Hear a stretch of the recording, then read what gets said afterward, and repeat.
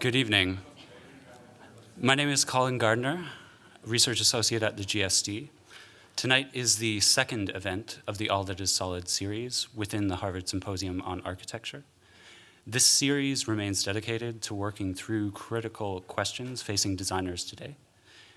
Tonight's symposium repeats the question of design techniques, the first of our 4 topics. Our next symposium will be held in the fall of 2015. It will be presented by Mariana Ibanez and will treat the question of organization in its multiform and pervasive contemporary appearances. In the following term, Kiel Mo will delve into the dual issue of interior and matter, and both of these topics will be the subject of edited volumes published by A+T and will include seminars held at the GSD, for example, with Kiel Mo and Antoine Picon. Tonight, we have a minor programmatic change. We're very grateful to Silvia Benedito, who is joining us as a respondent in the place of Mariana, who cannot be here due to circumstances. So thank you very much, Silvia. I'd like to also thank all who have made this symposium possible: the Harvard Center for Green Buildings and Cities, the committee of the Harvard Symposium on Architecture, especially Chantel Blakely, Aurora and Javier at A+T Architectural Publishers, myself, and of course our distinguished panel of speakers and respondents, which I have the pleasure of introducing you today. We're very pleased to have 7 accomplished thinkers and practitioners convened here tonight to discuss design techniques. Now, 2 weeks after examining dualisms here with Iñaki at the GSD, Enrique Walker has returned to initiate tonight's symposium and frame the notion of design techniques. Enrique Walker is an architect in New York, an associate professor at the Columbia University Graduate School of Architecture, Preservation, and Planning, and a visiting associate professor at the Princeton School of Architecture. Following this, we're joined by 4 speakers who will perform the impossible task of analyzing their own work and articulating the techniques they've discovered in doing that. Tom Emerson, a practicing architect in London, co-founder of 6A Architects, and a professor of architecture at the ETH in Zurich. Kersten Geers, a practicing architect in Belgium, co-founder of Office Kersten Geers, David van Severen, current associate professor at the EPFL and design critic at the GSD. Momoyo Kaijima, a practicing architect in Tokyo, co-founder of Atelier Bow-Wow, associate professor at the University of Tsukuba, and former design critic at the GSD. And Florian Idenburg, a practicing architect from New York, co-founder of So and associate professor of practice at the GSD. Finally, to overcome the impossibility of the task at hand, we are joined by 2 respondents, read analysts, who will intervene, posing questions and ushering our panel into a dialogue.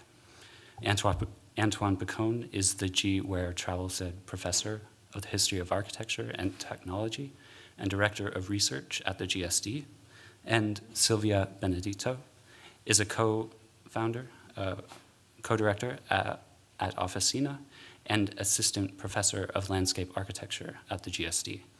So welcome to the Harvard Symposium on Architecture, All That Is Solid. Please join me in welcoming our panel and inviting Enrique to set the premise for tonight's discussion, Design Techniques 2.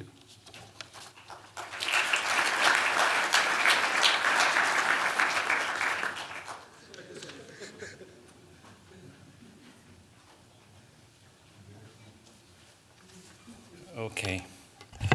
Should probably start by saying that my task is also impossible, since I'm supposed to kind of frame the problem. Thank you very much for the invitation. Thanks, Iñaki, again for having me for another week here. Sorry, a couple of weeks later for one day.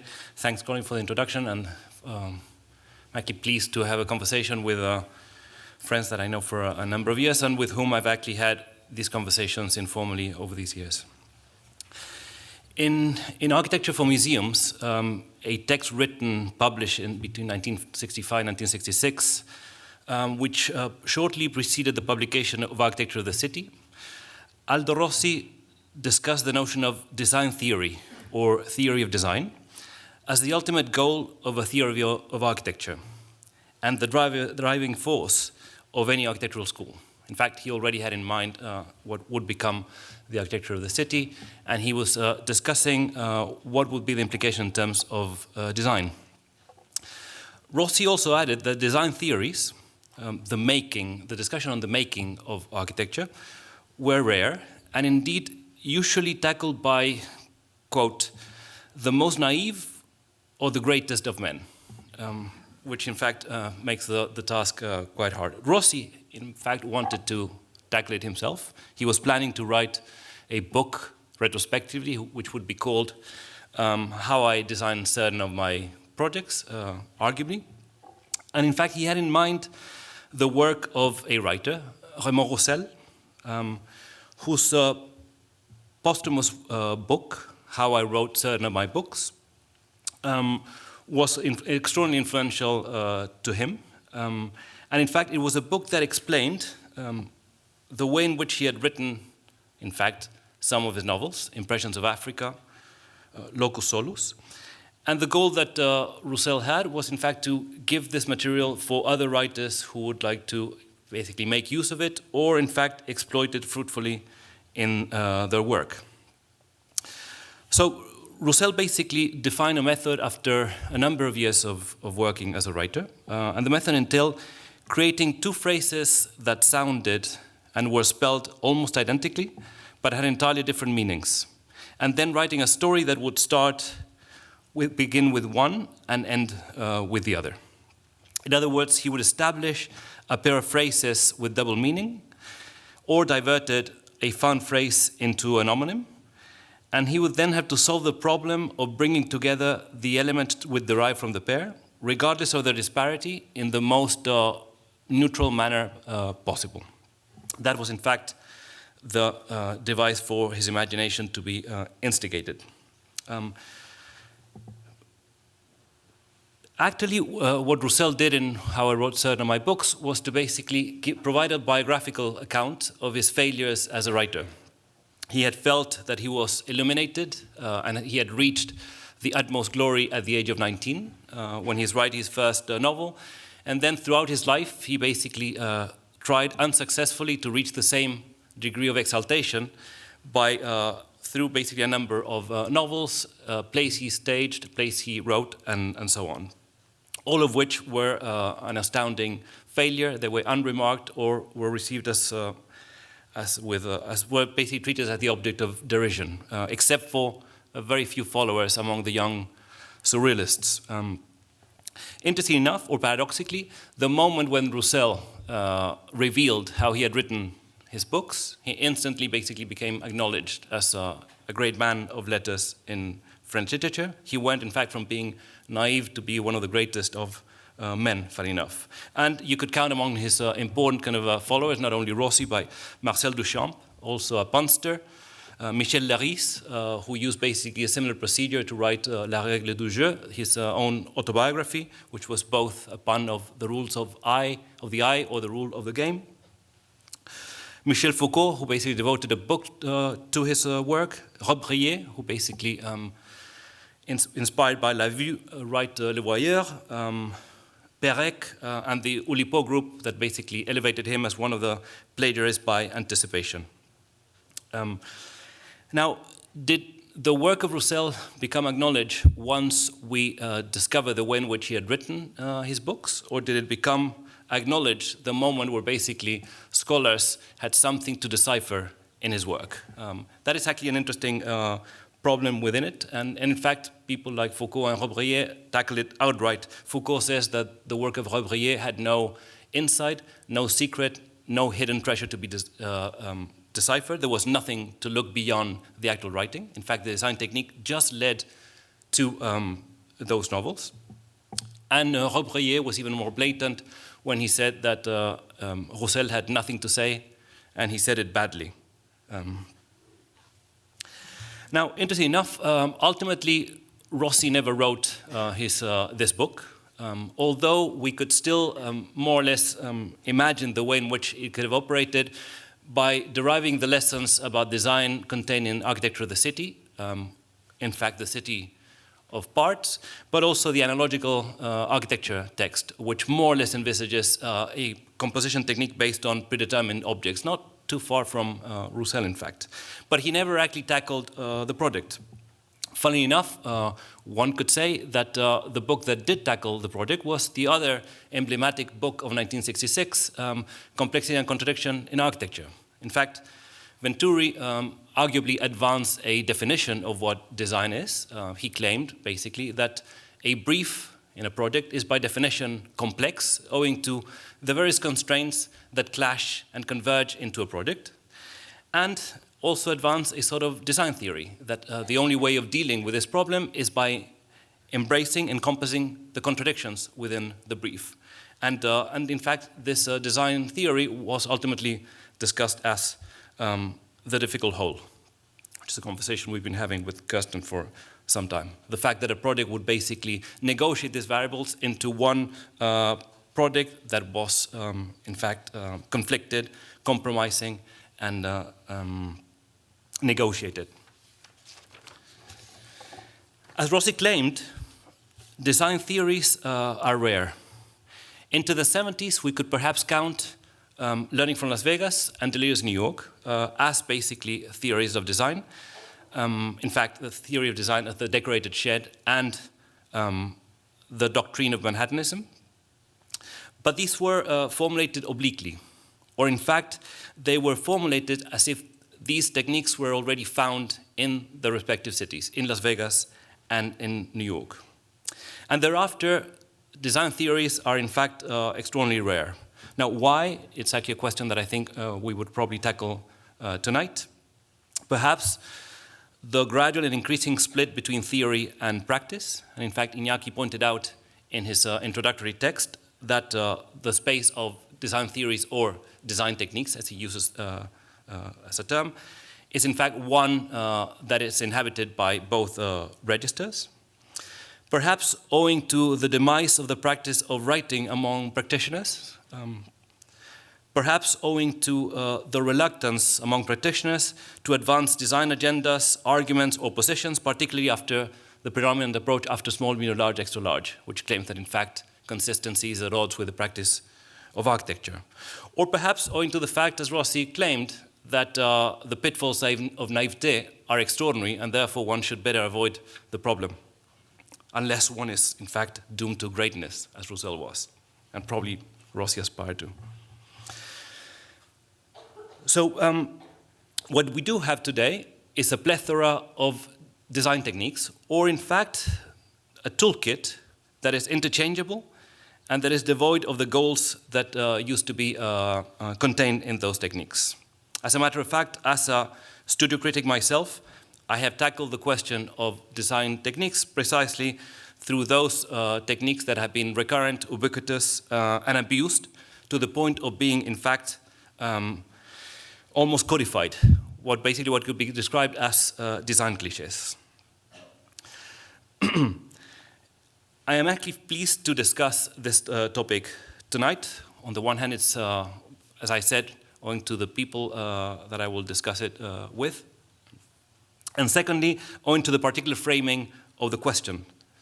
The fact that what we will tackle today regarding design techniques is not only how we do things, but what for, as Iñaki pointed out. And the what for is in fact critical. The question to me, though, is not exclusively can we discuss design techniques today, and how do we do that, but given the scarcity of the past few decades, why haven't architects discussed the way in which they have designed certain other buildings? Of course, as soon as we discuss the question, we have to face another sequel of questions, which is, in fact, that if we revert Rossi's equation, that a theory of architecture implies a design theory, one could also say that a design theory implies by definition a definition of architecture. And that, in fact, if we want to tone down the obligation not to give too much anxiety to our table. The fact not only will you be asked to talk about your design techniques, but also about your definitions. I think it's ultimately a question of a series of positions, arguments, and agendas in the field. And that would definitely confront us with ghosts that have haunted the field for quite a long time. Now, to round up, and coming back to the original provocation by Iñaki, it's important to remember that Roussel described the way in which he wrote certain of his books, in fact, to offer it to other writers to use or to exploit. But Roussel also had an agenda. He basically believed that his writing had to privilege conception over reality. And in fact, that his work, basically, in his work, imagination accounted for absolutely everything in his work.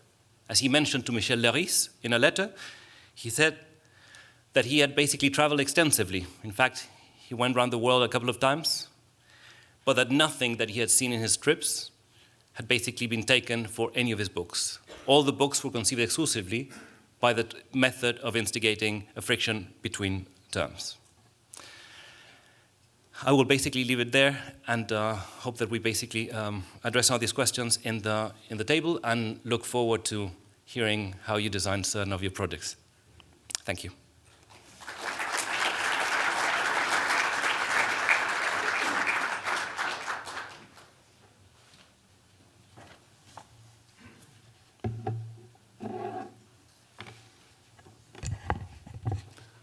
Thank you, Enrique, and thank you, Iñaki, for the invitation. That seems a fairly precarious foundation you've set up, somewhere between naivety and, I won't even go there for the other one. I'm not sure if the design process I'll describe is really a technique, even less a theory. The most I can wish for is for values and the call for certain repeating curiosities that are shaped where we work. London has never accepted planning and does not acknowledge concepts of any kind. It's unruly, mercantile, opportunistic, at times vulgar, and always has a keen eye for profit. Yet its earthy unruliness is also extremely liberating. So our design technique aims to evolve naturally from the city itself, an approach which may be best described as a form of bricolage, in which we have to find conditions for architecture that the city will tolerate. In its accommodating nature and character, just like its citizens, design techniques stretch far beyond the city limits and right into the core of our discipline. So for us, as Bruno Latour has put it, design is only ever redesign. It's about reuse and the narrative of history. It's about reclaiming the contingency rejected by modernism, by the reuse of materials, buildings, territories, and most importantly, the reuse of knowledge. Bricolage may be, quite simply, design based on what surrounds us in the full and liberating awareness of how little we know. The existing means constitute a set, as Lévi-Strauss would put it, or at least an inventory. If the task is at the scale of the individual maker, the inventory is ostensibly simple, materials and tools. But when looking at a larger scale, the architect's inventory is a survey of the territory, however scientific or ludic, or in the unexplained histories and traces in an archive photograph. Bricolage is not an alternative to the new. It's a new reality as every piece of land has been occupied or inhabited, or at least cultivated. New buildings are simply another way of reusing the land. Architecture and design, like bricolage, are fundamentally mimetic, and imitation and evolution are fundamentally human and natural. This is how nature grows, diversifies, and this is also how we learn, by imitation. It is in the ends of timber beams carved in stone triglyphs, or gathered reeds in fossilized, fluted columns. Or in the more prosaic, yet no less inventive, notion of repair. There is something remedial about this kind of design. You could judge this a weakness, like an afterthought, or a secondary task, but as Latour said, it's immensely useful when compared to creation. Of course, our mimetic nature occasionally leads to confusion, and that's why we need to give design such special attention. Since 2010, my students at ETH have designed and made a series of modest buildings together in under a fortnight. Here, there's a pavilion called 96 Hands, the first one, was our own primitive hut, made as a meeting place and a primer for the design studio. Design is not foundational, it's evolutionary, and by nature, collective and collaborative. I'm not really interested in the architect-maker or in craftsmanship for that matter. What I'm interested in is the collective purpose possible in design and construction, even the democracy of modest means. Reuse was the modus operandi of architecture until relatively recently, until we became modern. So from these ephemeral beginnings, architectural textures mutate from place to place and material to material. Pine changes to jarrah, an Australian hardwood used for the railway sleepers in London. Here, reused to make a small house designed by my practice. It's a house for a disabled mother. She may be wheelchair-bound, but remains at the center of her family, just as the Judas tree is the center of the garden. Both are at the source of the design. The jarrah suited the urgency of the budget and makes a nice piece of driftwood along the garden wall.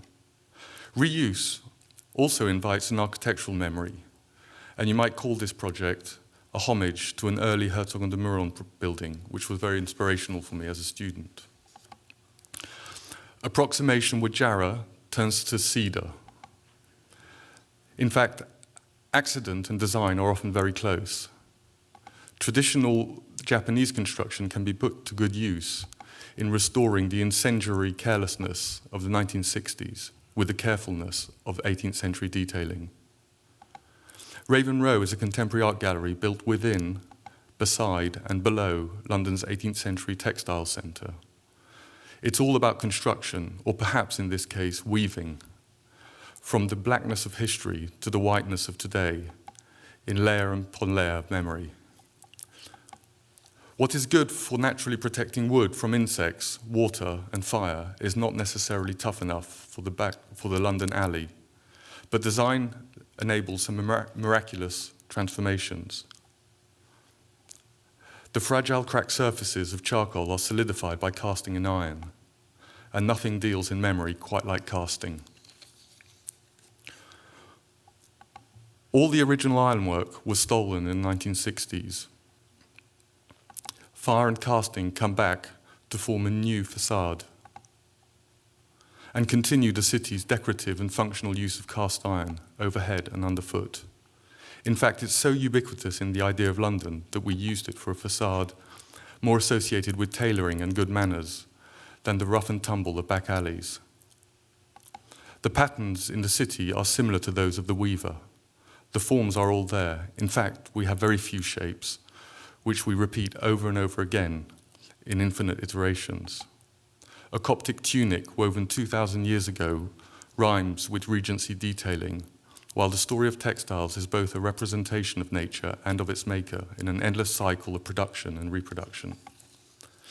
The conceptual art pioneer Seth Siegelaub came to Raven Row to show a collection of global textiles in these former silk mercers' houses, believing that their design contains the sum total of human knowledge, history, geography, from the loom to the landscape.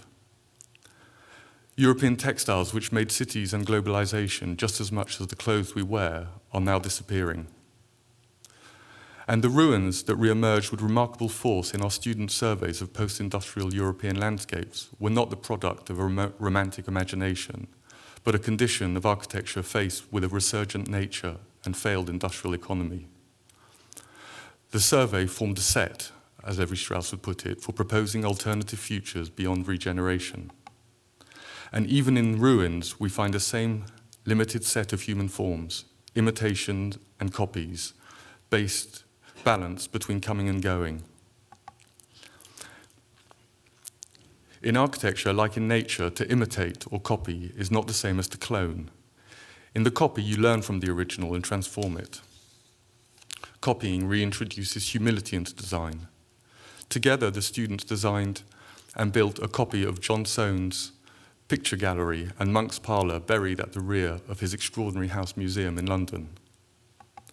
The Zurich copy made something else completely, but definitely Soanian, abstract, layering multiple real and pictorial horizons. Invention and innovation take a new turn towards the context, adjusting towards a new situation without losing sight of origins. To copy is to invent, or at least to evolve cautiously. And this has been so since the beginning of architecture. This is a courtyard plan of Churchill College in Cambridge, built in 1960. In the field beside, our new building is going up right now, with the original brutalist DNA firmly inscribed. The forms adjusted, open spaces are filled, uses updated, small evolutionary steps, but it's in redesign that the architecture makes its way. Organic replaces mineral, timber replaces concrete and brick. And concrete was always timber anyway, unless it flows into brickwork in this photography studio for Jürgen Teller in West London, which is now nearly complete. This concrete casket is basically Sonian. A passage through multiple internal worlds, if you remember the section of the Sohn house. Room followed by garden, followed by room. You go deeper into the world of the studio, no views out except for the garden within, the sky above, and the photograph. It's a hyper-compressed version of the dispersed world of the South London Gallery in Peckham.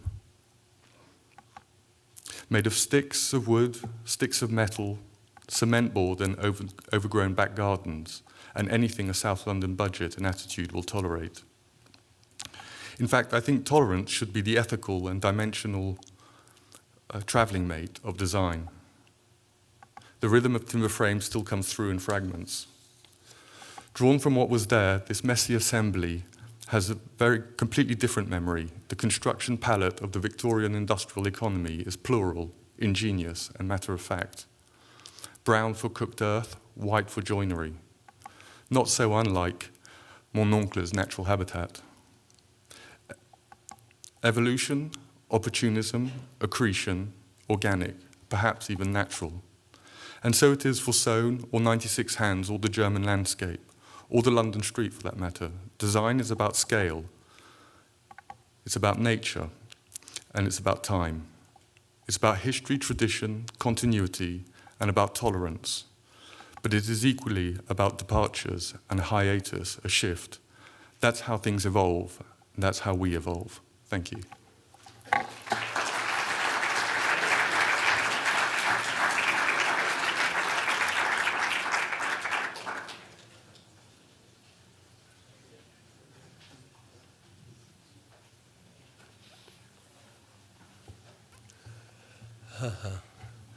Wow.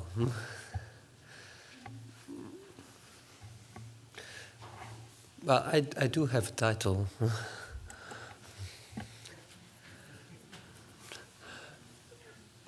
Well, design technique. There was a lot of talk about design theory, also by Enrique, and it's true. Of course, I also want to thank Iñaki and Enrique for inviting me to talk about this.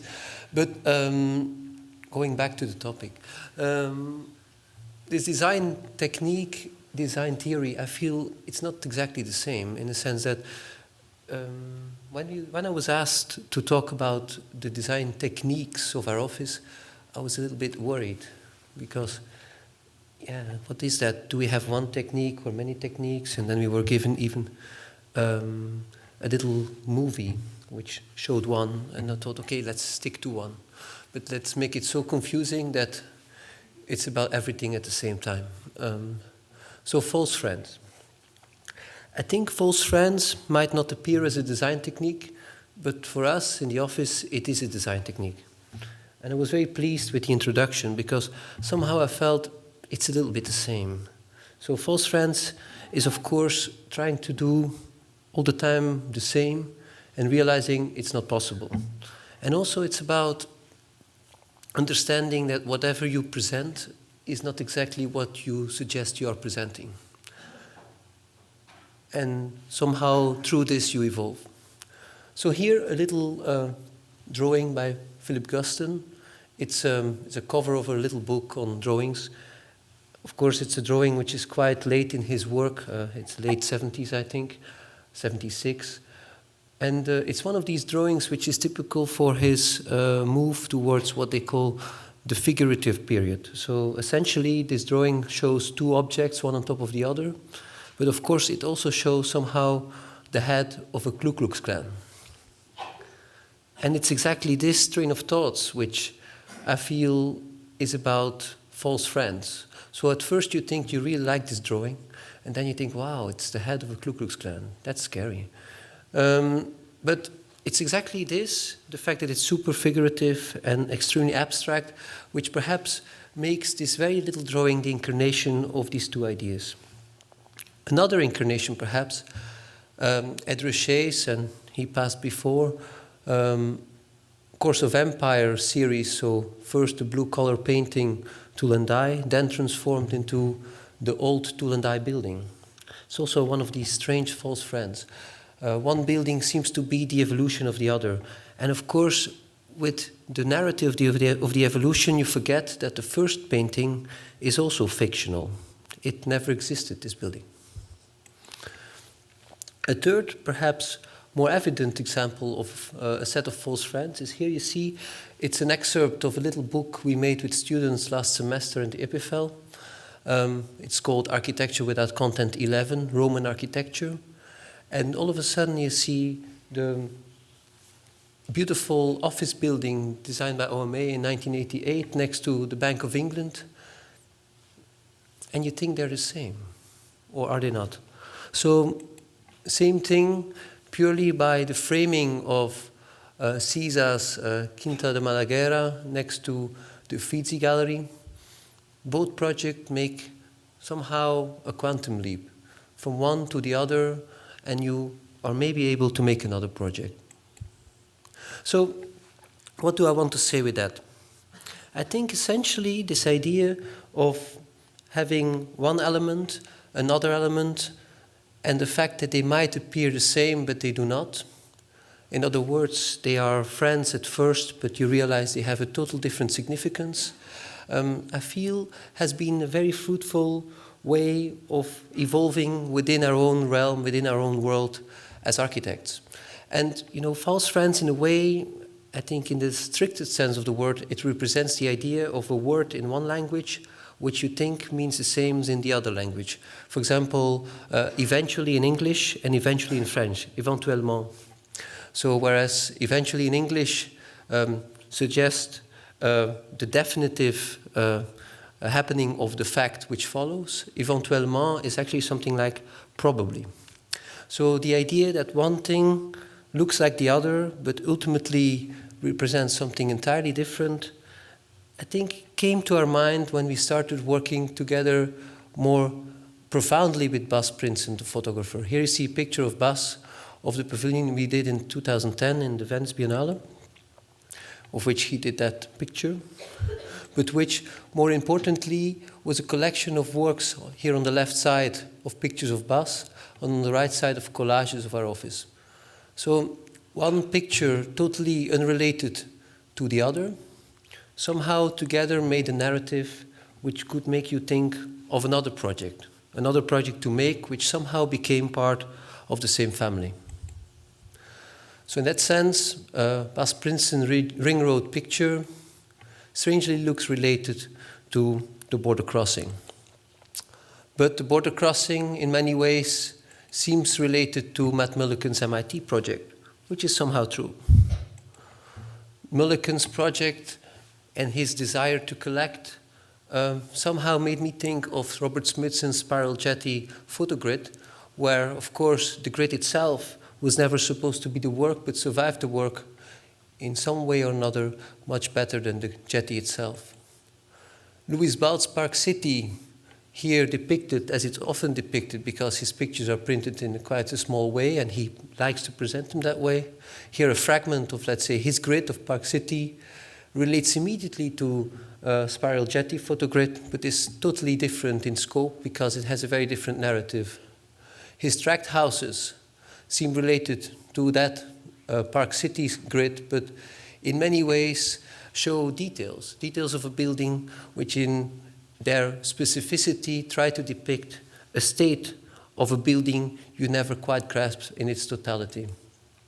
It made me think of Bramante's Santa Maria della Pace detail, of course the detail which on itself tells everything about the building which you cannot understand as the problem of architecture he likes to tackle if you don't understand the corner.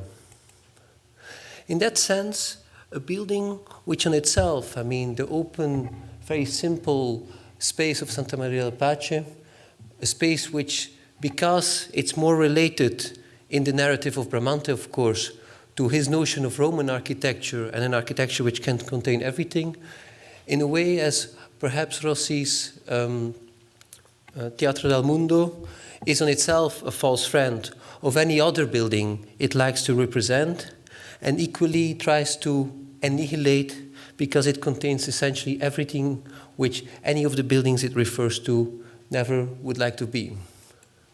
In that sense, this idea of a building where that what it contains could be perhaps represented with the event which is already fully realized, like here in our project of After the Party in the 2008 Biennale, the confetti is on the floor.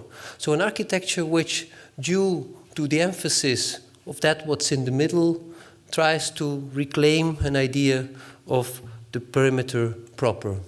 Of course, Baldessari's Crowd with Shape of Reason Missing comes to mind, where, in a way, this very specific event which made the people all gathered around the shape of reason, he consciously eliminated. So, for that matter, a very quick, I would say, photo sequence or picture sequence. We go from the perimeter of a house as a house of many rooms, which in many ways is a false friend of another house with rooms, but the longer you look at it, the rooms are fundamentally different in scale. These rooms of different scale allow you to cut out a landscape, in this specific case, simply by painting the wall white, which is not so different from cutting out in white the buildings you would like to design in order to organize the life you think unfolds whatever it wants. Life which unfolds in a grid as a building, but a grid moreover as a city itself, where each of the black lines is a building proper, and each of the squares is 180 by 180 meter wide. Squares which were rethought make a wooden structure for a cultural building with a slope and chimneys. That does not look so different from a building with slopes and objects. That in itself is an attempt to organize a crematorium in a way that people think it's Naturmort, but which could have equally been a building containing trees and plants. That tries to be as transparent as possible, that you get confused what its actual function is. Until the point that the building as a wall is about the suggestion of an interior you cannot enter. A circle, perhaps, that itself tries to negotiate the perimeter line of the maximum surface it can contain. Like a house in the middle of nowhere in Spain that is gradually built up with a set of columns and a simple roof. Not unlike the way the columns and the structure negotiate with the trees they try to introduce here in Sarja, that on themselves are no more than a reflection on the idea of the perimeter of a public space, a small public space contained in the architecture of the building itself. A building that essentially is a reflection on section, meaning can you stack classrooms, can you put a playground on top of a sports hall, something other architects have done before us, up to the point that this collection of different simple volumes of buildings can become a building as a city, a small city on its own right. The RTS building at EPFL. Not unlike an attempt to try with any of these scattered objects to make a world on its own where each of the objects themselves have their meaning, but implicitly, like Hockney in this, in a way, portrait of his boyfriend, he had actually had left him somehow visible in the shadow of all the objects he had left behind in his apartment. Thank you.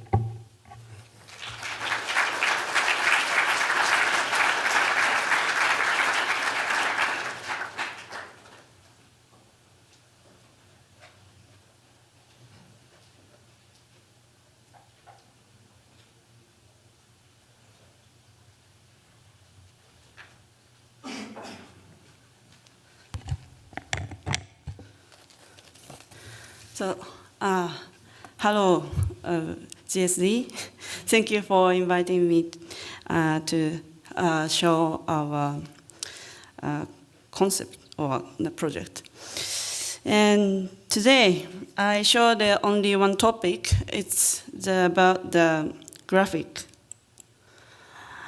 The architecture is a three-dimensional spaces, including the visible space and the non-visible space, like a structure or installation behind a surface, and time, day and night, for season and different period. The architecture is realized with the relationship between the client and architect and builder and user. It is very complex, but the complexities gives a chance to be supported by the many people. I'm very interested in the role of the architecture, that is how architecture can engage the people of the society. In this intention, Atelier Bow-Wow works categorized as urban research and academic research and the practice and project. They are relative thinking. In these, I pointed graphic as one of the common themes for these symposiums. Why the graphic are coming out? Because we started to study architecture from the spatial composition in our academic research from 1980s in Sakamoto Laboratory of Tokyo Tech. It is based on the semiotic to find the meaning for the design of architecture. The early works in the competition, like A House Without Depth, are a critique on the rhetoric of the contemporary housing design. Meanwhile, we are interested in urban space, but 1990s, the elder architects had a very negative opinion about the Tokyo space. But we needed to start to discuss about the hybrid building with ecosystem in Tokyo after economical growth after the World War II. So we gave the nickname with the drawing, the diagram about the composition, and published as a guidebook. For making the book of Made in Tokyo, we worked and collected over 300 examples and screened and narrowed them down to the 80. In this process, we found small architecture as a specific category, which established the small site by the reformation of Tokyo. We named them pet architecture. Atelier Bow-Wow has designed over 40 houses, examining in the program from the client family and condition of the site. The environment with plan, section, elevation, model with a dialogue with the client. In this book, The Graphic Anatomy, we try to make the drawing with the detail and perspective for the equalization of all process. To relativize our practices of the house design, we analyze the residence area, the metabolizing of the grain of the houses. We study the genealogy, the house about the changing of Okusawa residential area developed in 1920s, the master plan of the garden city. It was named as void metabolisms toward core metabolism of 1960s in Japanese architecture movement. In the drastic transformation of Japanese urban space,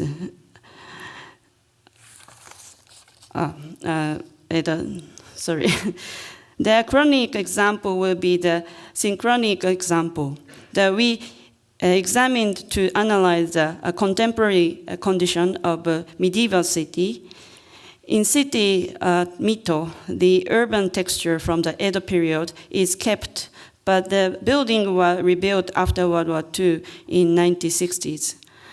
But after the motorized lifestyles, the central area of the city is occupied by the parking space. For this issue, we made the health check map with the color of the condition from the vacant lot to the library buildings. And Kanazawa is also medieval city like Mito, but it had not war damaged. It can keep many traditional timber townhouse, machiya. They are characterized as a narrow and deep site, and the urban house with the roof window for the ventilation and the light, and the protection eaves for the snow, and the protection wall for the fire with urban behavior. Now the urban planning, the regulation, and the economy as an environmental pressure for them, we could find a new type of the machiya in the research and illustrate the generation of the machiya in the table and maps. Through the research of Kanazawa, we started to think that our practice of the house in Tokyo would be development of the machiya new typology. Because history in Edo, many machiya have been existed. For this challenge, the floor of the building will be from the first story to the third floor, and because of the volume of the building, the structure will be the hybrid timber or steel construction. We can find also the changing in the environment in the village, in countryside. In Japanese countryside, the nature domain, the landscape, and the landscape of the village were founded by the life by fishing and farming and forestry. The Tanekura-Hida city of the Gifu prefecture is a village with 16 houses only. All the landscape were made by people in 800 years history. We interviewed them about the life and history for tourist map, for making the tourist map of the villages. And windowscape is examined for the finding the relationship between the cultural climate and life and urbanscape and industry through the window. Volume 1 focuses on the measurement and the sketches of the window, and volume 2 the focusing on the institution and the industry established the urban space with the specific windows. And drawing effects on design of the public space with the public involvement for the town management. In renovation of the Kitamoto Station Western Plaza, my students were drawing the images on time, like action painting, with the idea from the participants in the workshop to share the images. And to support the recovery of the Great East earthquake and tsunami in 2011 by Arcade Summer Camp, we examined to draw by hand the future images of the beach through the dialogue of the fishermen's villages. Because the gymnasiums of the elementary school had no electricity power where we based, and from this drawing, after some program, like a fisherman's school, realized by the local committee. The hand drawing is warm and honest and strong. This is a proposition drawing by the Tsukamoto Laboratory for the recovery, the planning for the Japan Architects Publishing. Because of that the 2011 tsunami would occur only once in 1,000 years. We studied the place where could be located in the over 1,000 years. The original drawing is A0 site, and the 3 students were working for the 1 week using the pencil and erasing and drawing. In 2013 autumn, 16 times of the original drawing were exhibited in the MoMAT show. In that case, the students were working almost 1 month, the 10 people. The drawing is drawn by more than one person with discussing about the images of the public space. We call public drawing it. And for 2012, the Ayades Gallery exhibition, we made 3 drawings about the Kitamoto and Miyashita Park and BMW Guggenheim Lab. And in 2013 February, that we had an exhibition in Hiroshima, and at the moment we draw also the Hiroshima Peace Center by the student group. And 2014 autumn in Istanbul Biennale, we also illustrated the Galata Bridge of Istanbul. For the imagination of the public space, Atelier Bow-Wow published the new book, The Commonalities, Production of Behavior, in Japanese, unfortunately. So, but I make a short explanation about this. That it contained 4 chapters, the case of the public space, and the dialogue about the public space, and the book review, and practice of public space by us. So for commonalities, we started to draw the actors' network in graphic, which will show the relationship between the people and object and techniques. They are not completed and still practicing. Thank you very much.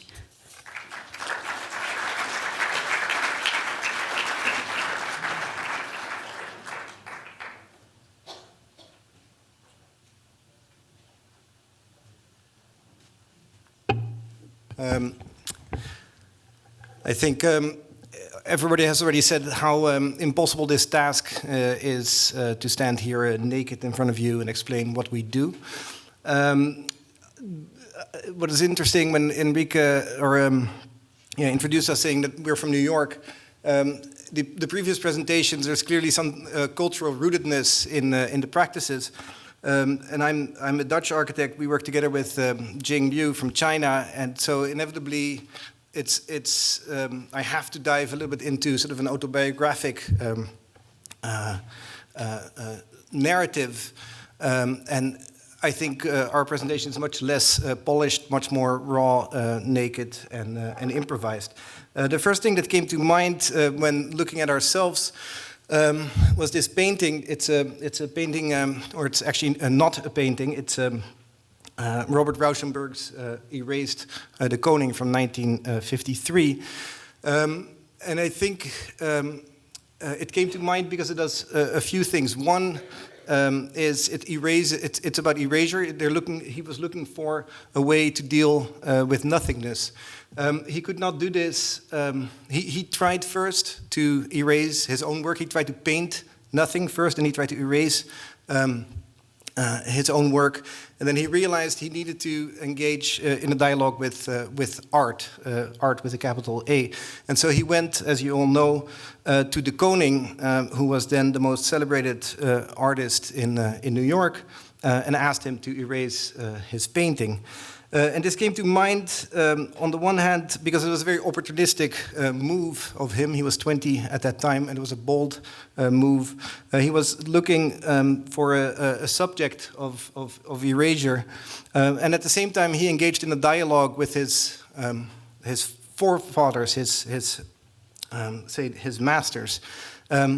And so in some way, I organized this story also by looking into my own past and seeing which masters we are trying to erase.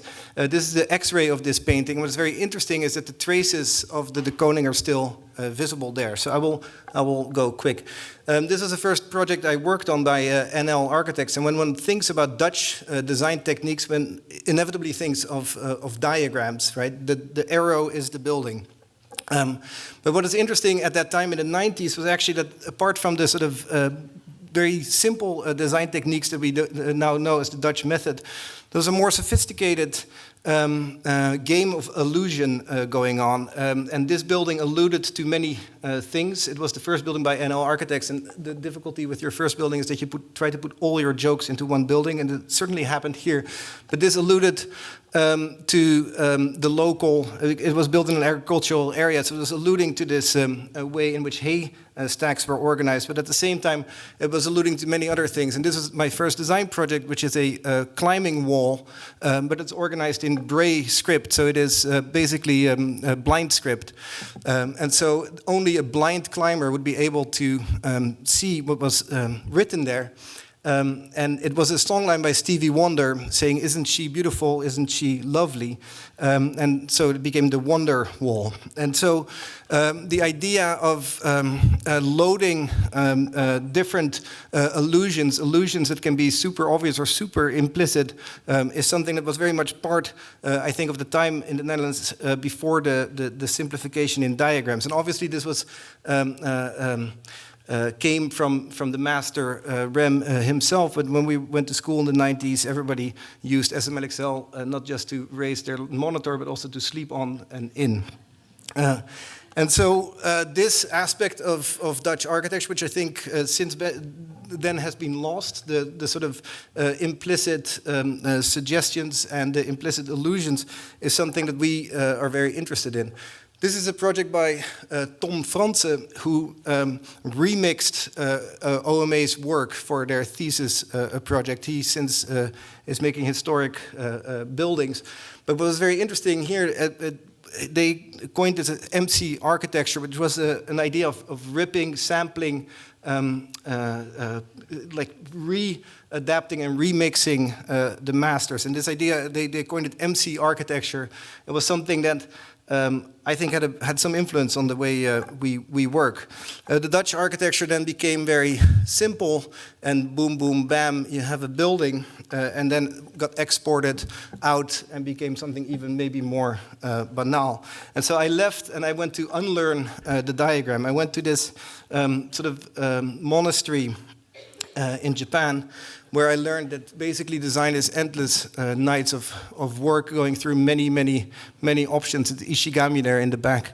And the diagram became not something to explain, but actually something much more strong and much more graphic. And suddenly the importance of the beauty and of the diagram became much more powerful than actually the diagram as an operative tool. And interesting, for instance, was the new museum, which when we won, it was a Dutch design. Every floor had one function and it shifted around. It gradually, over time, got shaped into something much less clear and much more ambiguous. And so then it was New York, 2008, and we started. Jing is from China and has a very different set of roots. We started, and Lehman Brothers went bankrupt. And this immediately made us question sort of what is the tool sets that we have and how do we survive in this very unstable and instable environment.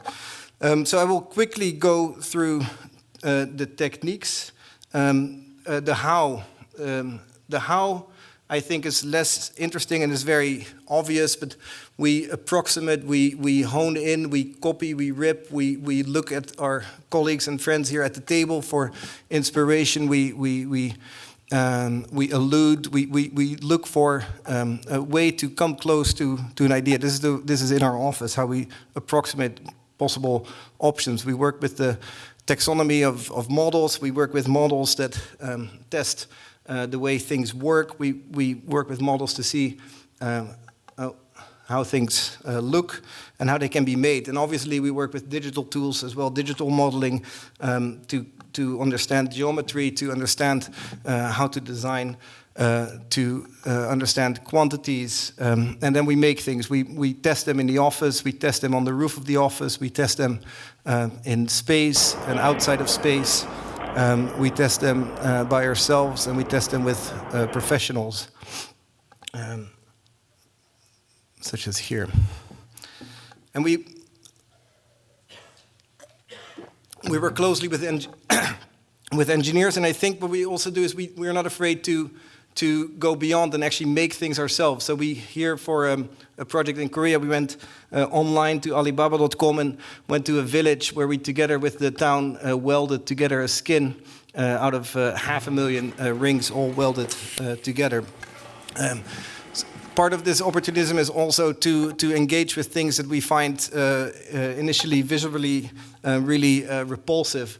We worked with Meissen, a porcelain company, to design an environment for them. When we could do it in 3 weeks, we could do a pavilion in Beijing, and these were the colors we could choose from. We chose all the pinks because how often do you have a chance to make a pink building? We engaged in material studies with 3M on the scale of a kite. We had this clicker, and you should go faster. That's the whole idea of this slideshow. In any case, it's about exploration and search and going to places where you can actually test these things and make them. So this is the dirty exploration, the search for things. But why do we do this? And so this puts us in this problem of what is the role of the architect? Are we able as designers to solve the problems in the world, or are we just there with good intentions? So the way we formulated this answer, and I think in some way the three sort of design approaches, I would say, in which we try to answer this is, in the first place, we think that architecture can actually create a certain awareness of place. One can use material to have people think about where they are on this planet, and maybe because of that care. And the second is that architecture we don't see as a service, as a public service, but more also as something that creates culture, and culture is the only reason why we should keep this planet. So the three techniques I wanted to talk about, one is the frames and filters that we use in the spaces that we create. Through layering and through openings, we try to create sort of an awareness of the other in the space, the space beyond, not just on the inside, but also exterior. Sorry. The relation to nature. The frames can happen vertical or horizontal, and vertical they can become roofs and structures. This is an open frame that creates a series of spaces. So through a structure we define a portfolio of different spaces in which things can happen, anticipating program, anticipating functions, fields that are open and permeable and enterable. And these fields, these filters and frames can be walls. They don't have to just be layers or screens. They can be thin walls that create a sort of a depth of layering, of open and closed. In this proposal, which I think Kersten originally won for a competition in Belgium, we use the wall as a device, as a filter, as something that triggers a change through creating new types of openings in an existing structure, and a new structure reframing the way we experience art, and we move through spaces, combining old and new. We became second, but then we recycled these ideas in an exhibition design in Amsterdam. So I think there's this continuous sort of search, and at the same time an opportunism and an application. And so a second point or second direction is an interest in indeterminacy and anticipatory spaces. So things where we don't know what the outcome necessarily will be. Kinetic structures. This is our installation for PS1, where the static is not important, but actually the participation, the way in which people engage with the environment, where they start to become part of the space. They invent games. The thing can collapse. an installation we just did for a showroom, which is kinetic, where the whole space is filled with elements that move and change within the space. It's a showroom. And also in the processes, we look for, we enter in processes where we don't know necessarily what the outcome will be. This is the structure for the Schrem Museum, where we're finding ways to manipulate the way shadow comes through the infill, and through scripts, and through working with material suppliers, and through working with a contractor, we define sort of how you can alternate the way with light falling through the structure and creating a variety, a plethora, if you want, of different spaces underneath, which is currently under construction. And the last, is it last? Project. Notice I reordered it. This is Man Ray. It's a project we're working on now, where we're entering in a process where also the outcome is sort of unknown. Man Ray on the left, the Enigma of Isidore Ducasse. It's a sewing machine. In there, on the right, the work of Anna Pravacci, a performance artist, which is a string quartet performing in a tent, a beautiful movie. It's an arts building where we were interested in sort of how can a form, on the one hand, be suggestive, and at the other hand, be revealed. So we started with studies and figuring out how to store art, to reveal something, and at the same time hide something. The program is a series of galleries, artist studios, and storage spaces. And this assembly of things that suggest something behind and at the same time hide led to a series of studies in how fabric forms itself, and that can ultimately turn into form work. So there is, again, this geometric, this is not working, exploration, working with consultants on very thin shell structures, ultimately in a form where from the get-go we didn't know how it would pan out. And so the last point is these allusions and ambiguities. So on the one hand, we like to refer, or we want to in some way try to continue this dialogue with the discipline around us, and in a way find suggestive relationships without necessarily making them explicit. So in our installation for PS1, where we refer to the modernist grid, but then one that is weak and can collapse, where we refer to or allude to the pole dance by Oskar Schlemmer, but then it gets reinterpreted by the national champion pole dancing, or where we refer to or allude to Van Eyck and his play, but where play becomes something very different. Kukci Gallery, where the diagram of the plan maybe looks at some of the people in front of us, but then we hide it and wrap it in something so that it becomes less obvious, and something that is actually continuously unclear and in a sense opaque. Here we did the Strada Novissima in the Shenzhen Biennale. We looked at a stable colonnade structure that as soon as you enter it, you realize you enter in a space that is bracketed, where there actually, when you go in, you don't know how you come out, and through reflections and laminate, a sort of an endless space, an unstable space is created. The storefront, Akonchi and Stephen Hall, we wrapped into some sort of unlegible form that creates a new object in the city, and maybe a new way of reading and seeing what it is, and again being engaged by the public. So thank you.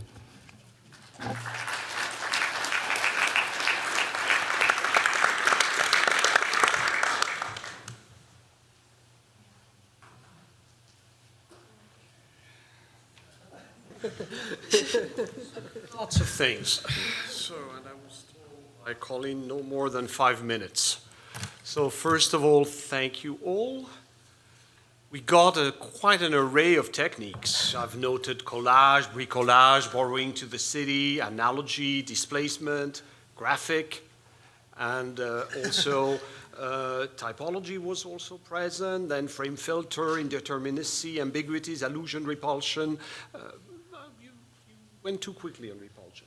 Anyway, but at the same time, I think Enrique actually killed you all at the beginning by quoting Roussel, because I was a bit disappointed after this allusion to Roussel, because Roussel is very matter of fact. You know, there is no philosophy in Roussel, basically. He says this is how, and guess what, it's most of the time pretty stupid, how he's done the thing. So I was wondering, you know, were you really all talking about techniques? And then, since I'm an historian, I began to think about Durand. And Durand has this wonderful plate in which he tries to explain the path to follow for any project, which is a kind of universal techniques. And it begins with telling you should have main axis, secondary axis, etc. Durand talks about everything, but the most technical moment, which is the way he negotiates the relation between the circle and the square, which is a typical neoclassical problem, he doesn't address it at all. So my question is, why is it so difficult to speak of techniques when you're an architect? And my neighbor made this wonderful remark, which I'm going to steal to her before she can use it, that architects actually speak more readily about the techniques of others, let them be painters, writers, than about their techniques. And I was really happy to hear Florian telling us that how is not so interesting. And especially talking about, yes, we temper a little bit with models. And I was thinking of Albena Janeva, who wrote an entire book on, you know, how the cool-ass boys and girls temper with models. But of course, she's an anthropologist, so not an architect. So why is it so difficult to talk about techniques? It might have to do with the old opposition between art and craft. And, you know, and between an art has rules and a craft has techniques. And of course, rules are connected to the why, and techniques are connected to the how. Something also that came in the discussion was a kind of opposition between universal and rooted. Rules are supposedly universal, techniques are rooted. And it was quite striking how, you know, cities were very present from London to Tokyo, and when they were not present, there was this kind of autobiography, which really also struck me. So there is a question of root. So no, I think the embarrassing thing in all these affairs is that there is a tendency of the technique sometimes to become the art. So what happens then? When the techniques begins, and there is always the danger in some ways that the technique becomes the art. And then we have actually a theorist who tried to engage this question, who is John Ruskin. And John Ruskin actually with all this, you know, when the maker, when the sculptor, when the craft becomes actually the essence of the art. And you see surging questions which have been a little bit dealt with, but not completely. One has to do with impulse/imagination, and the other is actually ethics. And ethics came quite a lot in your discussion. Techniques has a relation with ethics. But of course, and this is where the architect is unhappy, where are the concepts? And of course, when you deal with techniques, where are the concepts? So I would probably, you know, if I had two questions to ask you is how do you see the relation between techniques and concept? Because you're all being very super conceptual. And I was a bit disappointed by that. And second, are you talking about techniques or speaking about ethics, about attitudes? That would be my two questions. 5 minutes.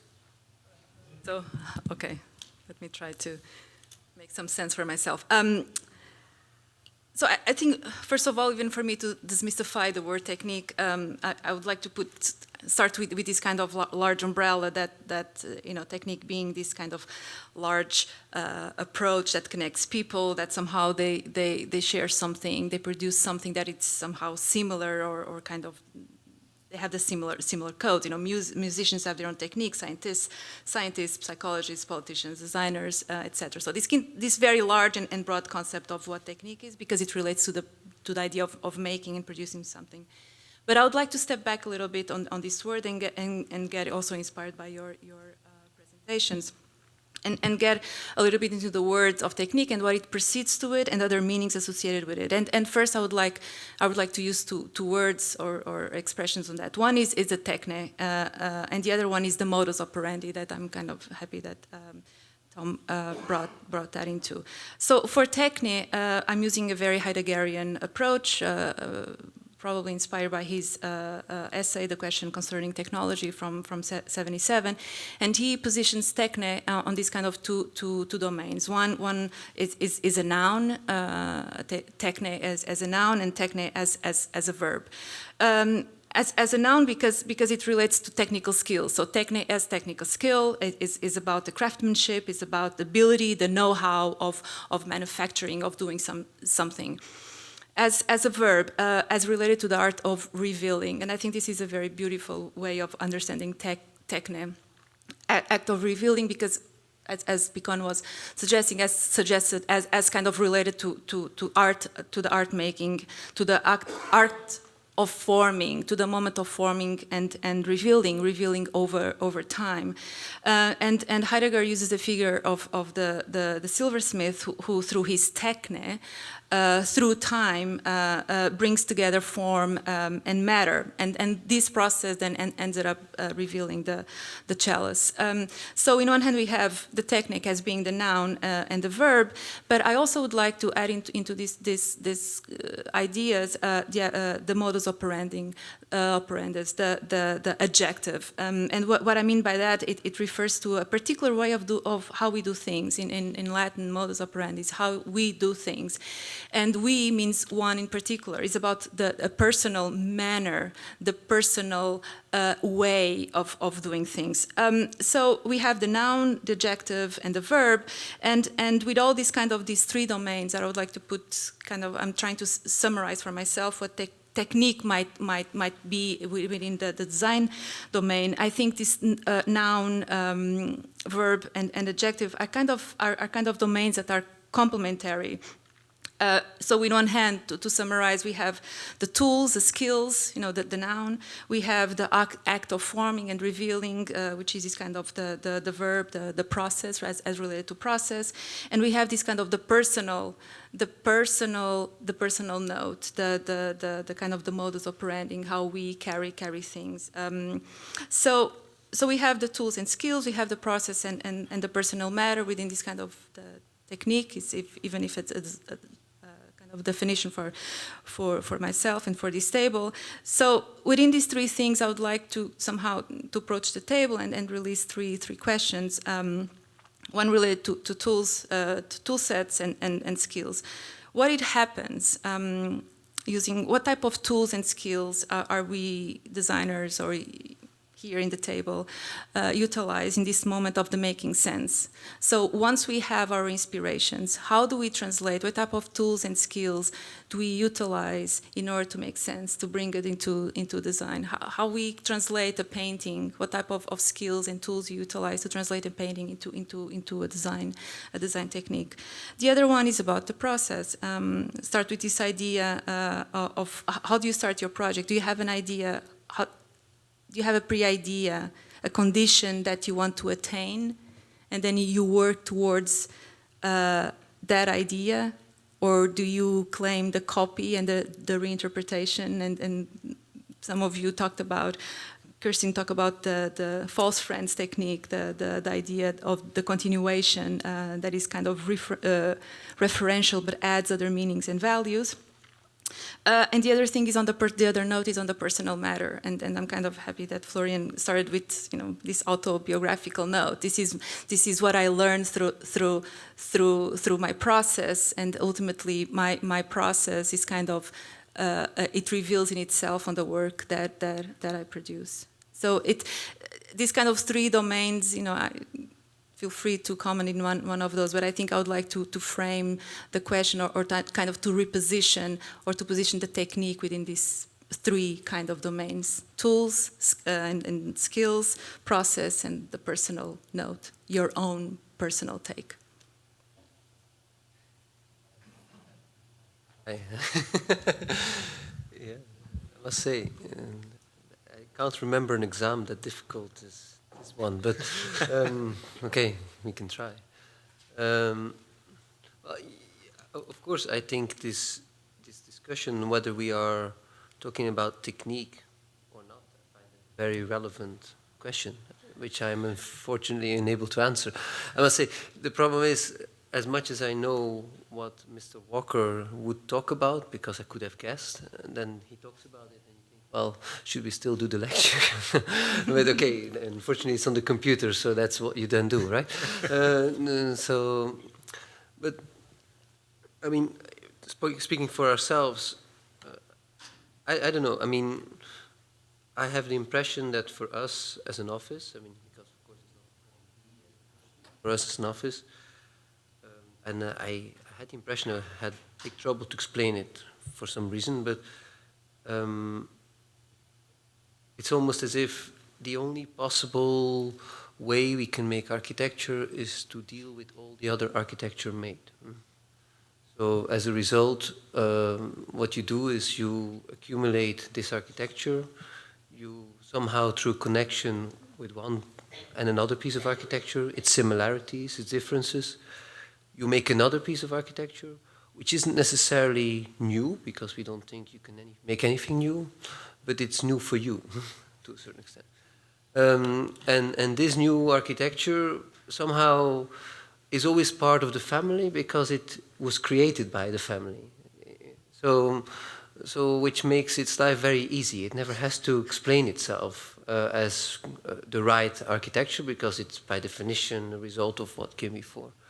So that's true. I mean, there's this little book, Roman Architecture, here, which is a typical example of what we do with the students, that you all the time look at other pieces of architecture and put them parallel.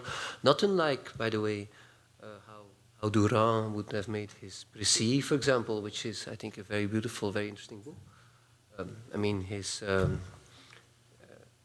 I have a certain tendency to like his Précis more than what came after that, but okay.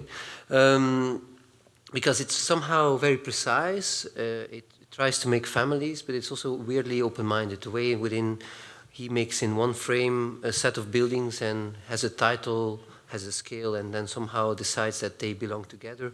The next page is the same, say, Palladian villas, and then all of a sudden there's, I don't know, churches, which is all of a sudden total different category, and all of a sudden there's very different buildings, but it's like a narrative. So it's that idea of a narrative through making different collections of buildings, of architectures, whether in plan, in section, sometimes both at the same time, or in perspective. I try to show, which is fundamental to us. But that has to do with the fact that we believe you cannot make architecture outside of the cultural realm of architecture. I mean, you can make buildings, but for some reason we are not busy with just making buildings. So as a result, that technique, I'm not sure if it's a technique, answers the personal question, because it starts from the conviction that you can only make architecture within that realm. And it answers, you had 3 levels, huh? I already forgot. but it answers the strategy or like say the tools question, because we are very traditional in a sense. We only make plans, sections, and perspectives. We don't make 3D models, as my colleague here tried to explain. I mean, we somehow have no clue how you do that. We don't make all kind of bizarre versions of models. We don't have time for that. It's economy of means. Huh? So that's what we do. And we feel we have perfect legitimacy to do that, because that's how architecture was always done. So, yeah. So as a result, I like very much, and I have a lot of sympathy for Tom's, negotiation with context, as you also try to explain. And of course, it's more complex than that, but with us, in the context somehow enters a project in some kind of haphazard way, to the extent that the cultural context is at least as important as any other context in which you operate. And with which I don't mean that doesn't mean that we don't make technical and industrial buildings, no, because that has nothing to do with it.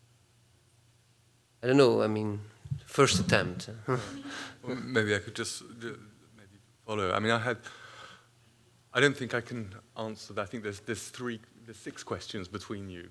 Five. Two and three, yes, sorry.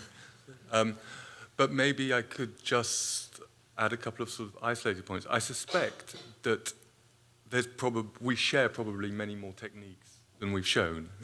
I think it's the nature of this kind of thing to try and pull out the thread that we feel belongs maybe more directly to us, but we all probably make similar kinds of models. We probably have the same hot wire cutter. I could have denied it, but we put quite a lot of effort into pretending we don't. It became traditional. But it's foot-powered. But maybe I think that going back to Enrique's introduction, I mean, I would probably be much more drawn towards the latter end of your kind of exploration of Roussel, and that would be maybe in more the empirical experiments of Perec before he wrote Life a User's Manual. There was the project of 12 places where he would go to places. You know, it was very much kind of feet on the ground and eyes in the head. You know, he was there writing his pieces in situ, and I suppose that maybe that's possibly the place which I'm most interested in, is in the kind of empiricism of it. Not necessarily having a concept. In fact, I suppose that the thing that I'm most interested in is how do we make decisions. Most of it is probably to do with walking around the city, particularly with actually a photographer, an artist called Richard Wentworth, and some of the photographs there were by Richard Wentworth. And to try and tease out kind of how the city is already, what its own metabolism is, and it has certain habits. It's sort of, it will reject certain things, a bit like a body will reject the wrong kind of grafting, and it will accept things. And actually, maybe it's because we're based in central London, and almost all our work in the last 10 years has been in central London, that it has to kind of acknowledge that. And I suppose that then, in terms of your question about technique, I suppose I probably wouldn't take it much further than your description of technique in its kind of the etymology of it, as in with skill. And so really, I think that the question of technique is about how do you make decisions. I think for us, more than what is the concept. And I think that goes and goes, you know, in a new way every day, every time you walk around a new city like here, you know, not quite 24 hours here, but still you start realizing that this part of town also has its habits. I mean, it has its universals, it has its kind of architectural language, but it also has very particular things. Many of them covered at the moment because of the snow, but I suppose that's one of them. So I think that it's really, I think for me, it's more about the kind of empiricism and then how you evaluate those things and how you use them, how you make something useful.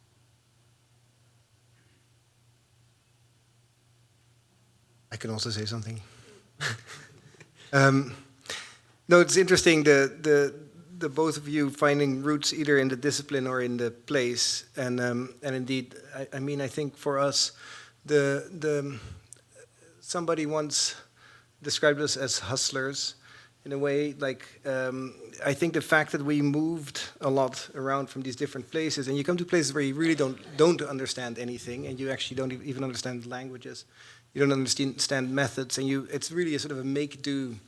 And what was very interesting for me, obviously going for 8 years to Japan, is finding also that there is a lot of things that can be implicit that don't have to be spoken, and that there is a lot of space actually design-wise and certainly because I needed to get rid of these ghosts of clarity in the Netherlands. But the idea that something can be seen in many different ways, and that you can create something that can actually be something different for anybody else. I think there are practices that are looking for clarity, but I think for us to work on and working together with Jing, my partner, who's grew up in China and then went to Japan. We often thought we were talking exactly about the same thing, but we completely understood it differently. And the ability to create things that can actually be multiple things at once, or that can be seen in multiple ways, is also allows us, I think, to operate between all these different cultures and between these different mindsets and between these different ways of looking at things. At the moment, that things don't have to be super explicit. And I liked your first image that can be, more things at once, and that you can, so I think we don't have a very precise method. We're deliberately imprecise.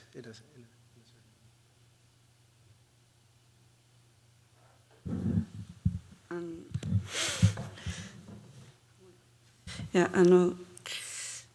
Yeah, we like history. And also I think traditional things is very useful for today, I think, because as Tom says and everybody says also, if we try to make a pyramid again, or if we make a Katla Palace again in today, it's also very difficult to think by technique and by assemble the people to build up for this building. And for example, now in Japan, so traditional building is still, some of the carpenter has a still strong technique to keep this kind of things. But also we had another option to make a building by the housemaker to order, just to consume. That is a kind of consummation or more like a business or industry, housing industry. That is very totally different from how to make a house in Japan now. But I think this is a reality, and which side we will be there. Of course, some of the people like to bring in the traditional things to continue the cultural things and the life itself by the history. But one thing is, if some strong consumer influence the people has, people want to buy the house without any relationship. So the 20th century gave a lot of strong separation as a profession, like architects too. So because I think carpenter and architects before, so in Japan, so it's very relative and a very strong relationship. But now we had a very strong difference, the carpenter and architects as a institution. So yeah, that case, even if architecture and even if, for example, industry or farming or agriculture, every skill are separate as a profession.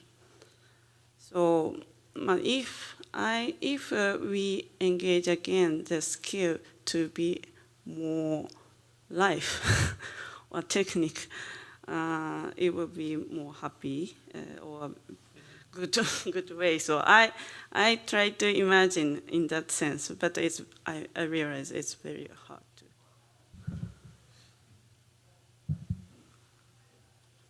Well, sorry, maybe that's inappropriate, but going, huh? No, I was thinking, meanwhile, because this text which Enrique quoted in the beginning, Lecture for Museums, which I have to say is probably one of my favorite texts on architecture, very beautiful text. But, well, there's two elements in the text which I realized you weren't really so much talking about, which was, of course, the title of the text, Architecture for Museums, which is, I found fascinatingly refers to the idea. Rossi claims that he makes architecture for museums and now the painter he refers to escapes me, paints for museums, meaning, in other words, the context in which he operates is the cultural context. It's implicitly the argument of his text. And the second one being, of course, him quoting Loos, defining all good architecture being describable, referring to the Pantheon. And, well, again, it made me wonder if indeed, and that has somehow to do, to play the ball to you, Enrique, but that to a certain extent the text is about architecture theory more than technique. And of course that brings us in this slightly confusing conversation here. That what is a text? Jumping in, but I was really struck when you say burning from Las Vegas and I think so. I said basically design theory. No, that's what I mean. Yeah. You've been talking all the time about design theory. Yeah, yeah. Okay. Yeah, that was my remark. You see, I sort of. I mean, complexity, learning, and also architecture for museums are about theory. Yeah, because basically there's been that's a bit of a trick, of course, to kind of displace a bit the question, because basically we can discuss design techniques without necessarily embracing a sort of an argument or a position. There's been discussions on techniques. So I want to place basically the discussion on techniques and put emphasis primarily in the question of to what end, rather than what do you do. Yeah, but then so you enter the discussion on theory. In fact, and you're quite right about what you said about the text. Basically, it's more about architectural theory and the implication it might have in the development of a design theory. Mm-hmm. Because who's ever written on design techniques, really, yeah, among architects? That was my second question. Right. Because even Durand, as I was saying, Durand presents himself as writing on techniques, but he ends up writing about something else. But ultimately, what Rossi does in quoting Roussel as basically the main reference and debt is basically referred to, in fact, a book which is about describing a technique used for instigating the imagination. Yeah, for of course. Being able to write. See, but that's why I was of course thinking about that when I was referring to false friends. It's like something like trying to connect to the same things. That's almost like trying to write twice the same sentence with another meaning. Yeah. You know, it's a technique. But of course, in the end, it's one of the many tricks you use to go for a certain theory or to kind of eliminate a certain theory. The text somehow basically brings all three levels together. It's basically an architectural theory, which is what he's after, basically. It's he has big names with word treatises kind of around. Secondly, a design theory, and ultimately a sort of set of techniques that go hand in hand with that theory. But you're right, what you replied before is in fact designing for museums. Mm-hmm.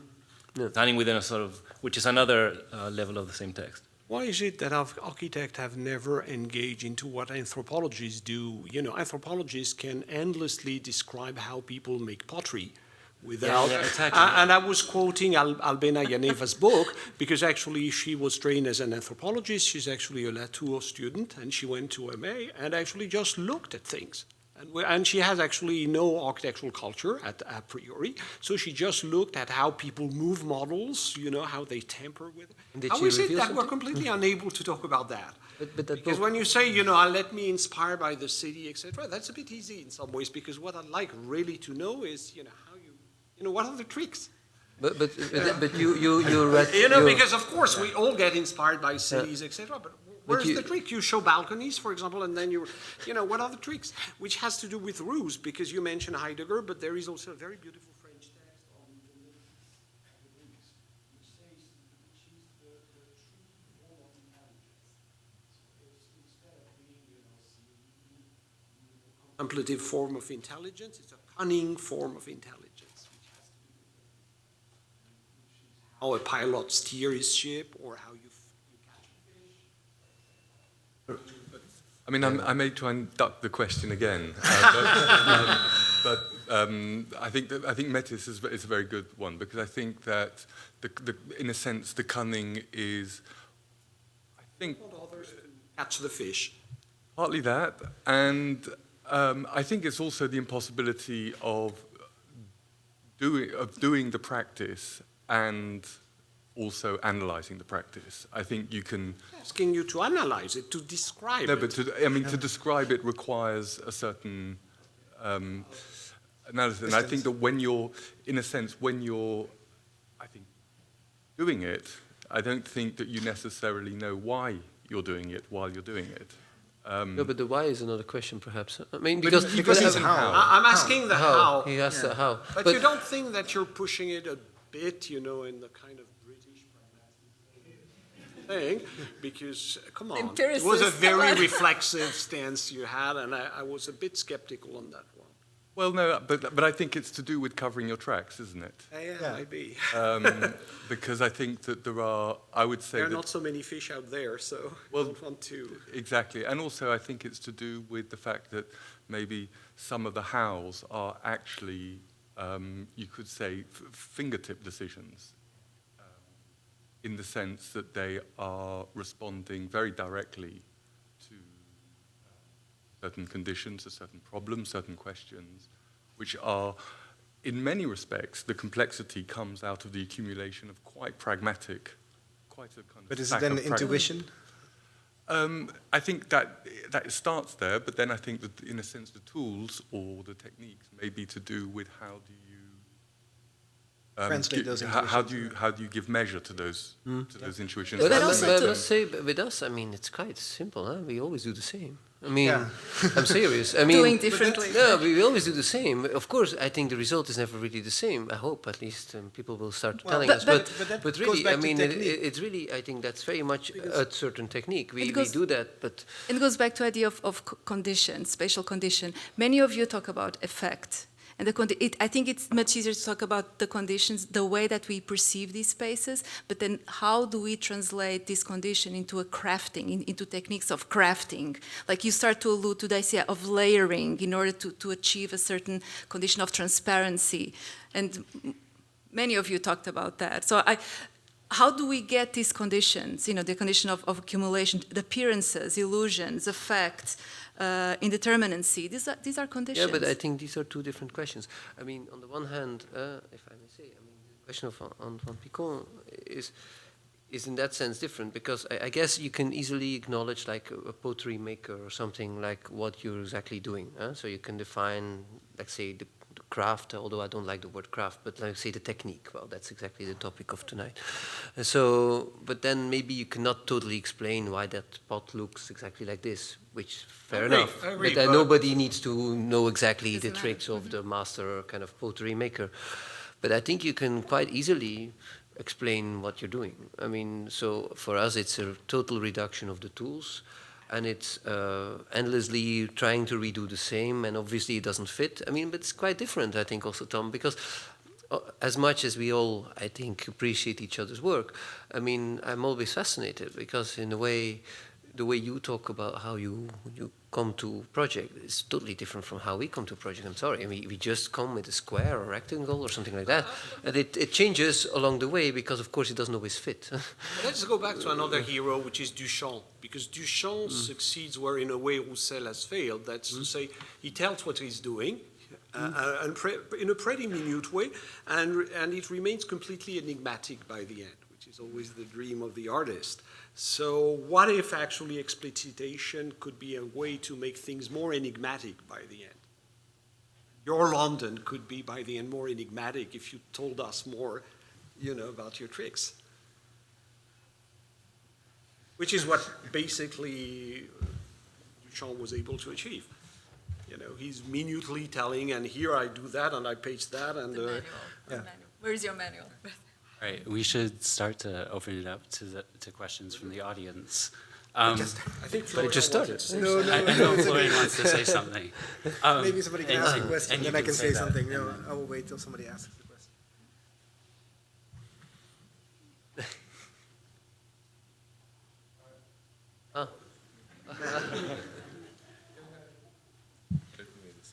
Yeah, thank you for opening this for the public. I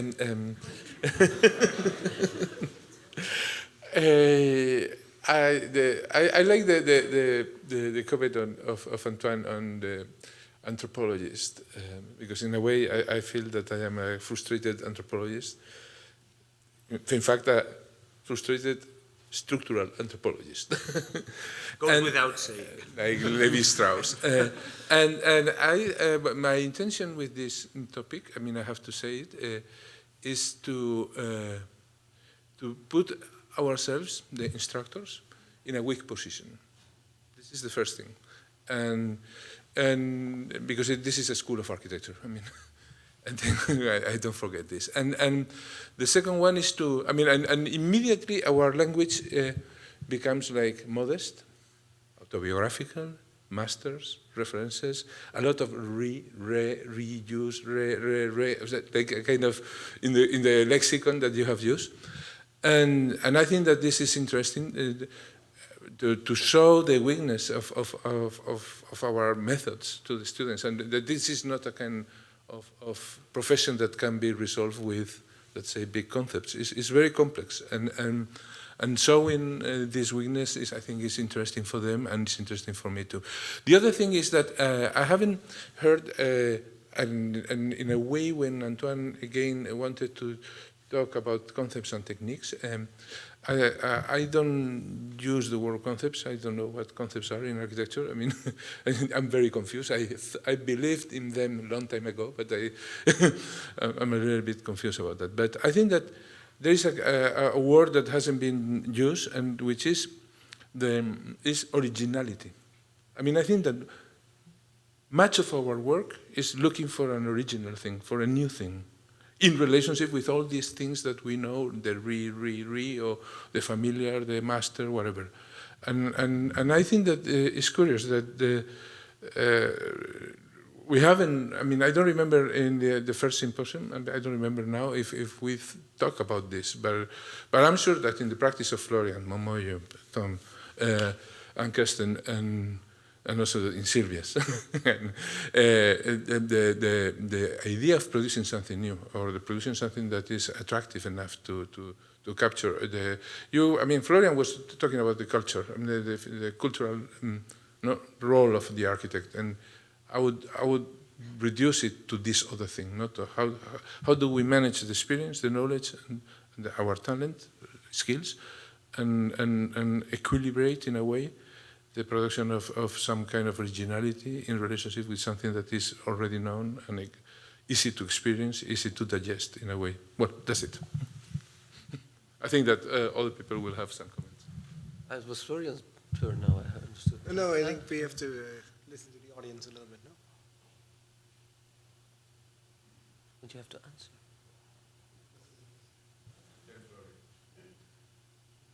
Yeah, I don't know if I have an answer.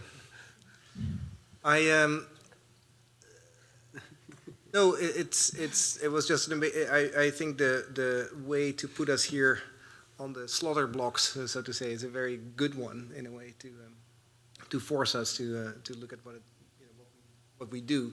I think we do search for something unknown and new, and it's very hard to do that in a methodological fashion. No, it's like, and that's the problem with the idea of technique. And maybe this was my question to you: if you indeed do the square all the time, then you can get better at it, right? So technique is about practice and doing it again and again and again, which is very different from sort of a frantic search for something unknown and which you don't know where it is. It's more like chopping through the rainforest.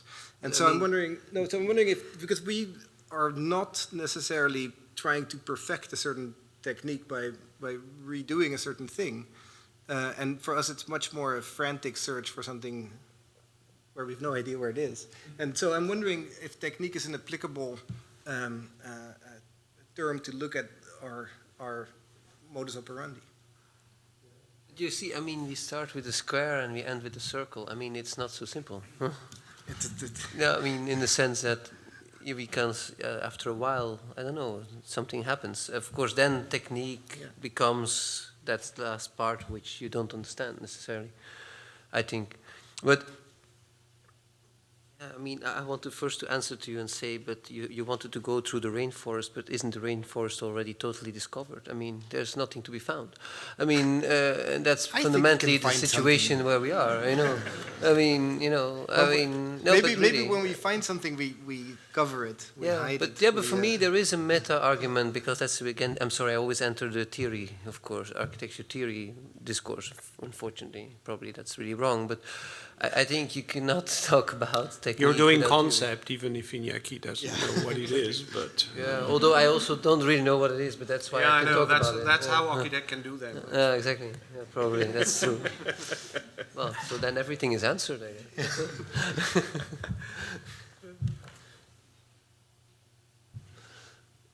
What else? Grace. Finally. Here.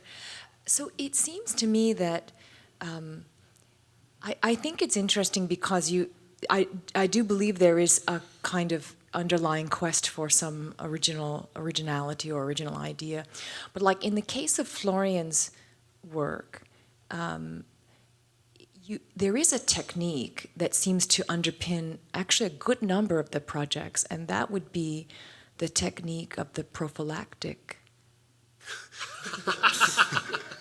That there is like, you know, there's an idea of taking mass program space and wrapping it, and that shows up in actually a number of your projects. So actually, to me, and then you spin this idea of it being veil and ambiguity and whatnot. But I actually think that is a technique, is it not? I mean, I'm kind of curious. Like, couldn't we just talk about that? Yeah, I spoke about and I our love Florian. interest in rappers. we have an interest in rappers and rappers. So I think the idea, yeah. Anyway, yeah, it's simple. Just rap it. No, it's a very great member self. Yeah. Seems like you become into the category of the one that raps, which is something that you don't want to be seen like that, you know. I think we have a few techniques. We sometimes frame. I mean, in a very, very simple way, it's to decide where is matter and where there's nothing, right? And so it's always about open and closed, and the sort of the grain of that is where you can vary. Sometimes it's a very thin, very precise veil. It's a very thin layer, and sometimes it's a wall and a door. So I think in any case, like if you make decisions about where you put stuff in space, you have, and where where you don't put something, that's the fundamental thing you do.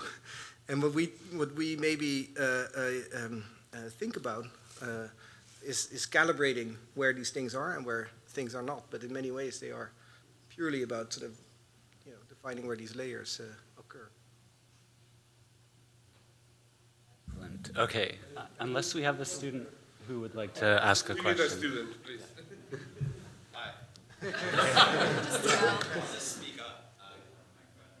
It seems to me like one of the key techniques is it's like not so much the cutting of the paper or the reconfiguring of the form, but it's the thank you. Hey. The criteria that you use to evaluate what it is that you've done, and that is really like it embeds knowledge and information in like how you move forward. Does that resonate as a technique of design, as a way of emerging or searching for something that is original? Because in that search, I feel like I know kind of what I'm looking for, but I don't know exactly how I want to get there, and then I choose how I want to react to what I've already done.